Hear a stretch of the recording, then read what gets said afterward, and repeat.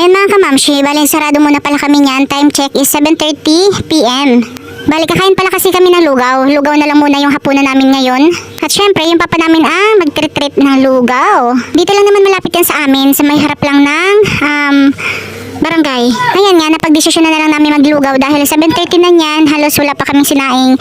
Pero okay lang, sanay naman kasi talaga kami late nang kumain. Halos kadarating lang naman na mga yan. Yung papa namin is katatapos lang magbiyahe sa pedicab. Tapos yung mga anak ko naman is kadarating lang, galing sila nag-Bible study. Tapos dumiretso pala sila sa Paraiso para manood ng volleyball. At pagdatingan nga nila, ayan, nadatnan pa nila ako nag-live sa Facebook.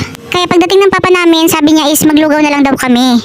Natatawa kami kasi nga yung damit ng anak ko kakulay ng pintura.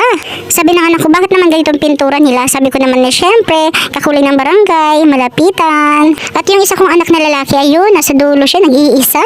Yung anak ko palang lalaki, ang ayaw talaga maglugaw. Kaya lang, sabi ko, kumain na lang muna siya ng lugaw at saka itlog. Mamaya pag uwi namin, bibilhan namin siya ng kanin at saka isang ulam. Yung anak ko kasing lalaki, kahit anong pakain mo sa kanya, kahit mabusog na siya, hahanap at hahanap talaga yan ng kanin. At ayun na nga mga mamamshi, kain muna kami, kain tayo. At habang kumakain nga kami niyan, ayan, at si Bunso is nag-aarte. Ang gusto kasi niya is doon daw kami sa kanto. Sabi naman namin is okay na dito kasi medyo mas malapit-lapit. Siyempre, napapayag naman namin siya dyan. Kaya lang, nagka-problema uli. Sabi niya kasi sa papa niya, haluin daw yung lugaw niya. Ang ginawa ba naman ng papa niya is binuhos yung tokwa sa lugaw niya. Kaya ayan, for the alis ang tatay. Inalis uli yung tokwa sa lugaw. Tapos hinalo lang yung kanin or lugaw. Nagpalagay pala kasi siya ng spicy. At nakasimangot pa nga ang Bunso. Ayan, at tatawa na nga lang ako sa magtatay. Tapos naglagay-lagay ba naman ng spicy? Ngayon, ayan, maanghang daw.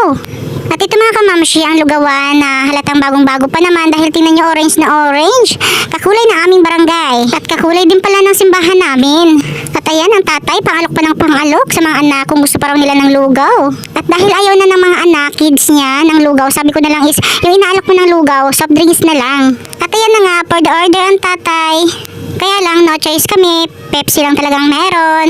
Naghula-hulaan pa nga sila kung anong lasa ng Pepsi. Sabi ko naman is okay lang yan para din naman yung RC. Kasi magkatunog lang naman sila, RC at Pepsi. Charis! Mark. Ayan? Ayan? At ayun nga mga kamamshi, uwian na. Pagkatapos namin kumain, syempre kunting pahinga, tapos uwian na. At ayan, bago nga kami umuwi, dumaan muna kami sa bilihan ng yung mga nagluto ng chicken. Bumili kami ng isang piraso at isang order na kanin. Para sa anak kong lalaki kasi nga is naghahanap talaga yan ng kanin. At yan lang mga kamamshi, mga kapapshi, thank you for watching.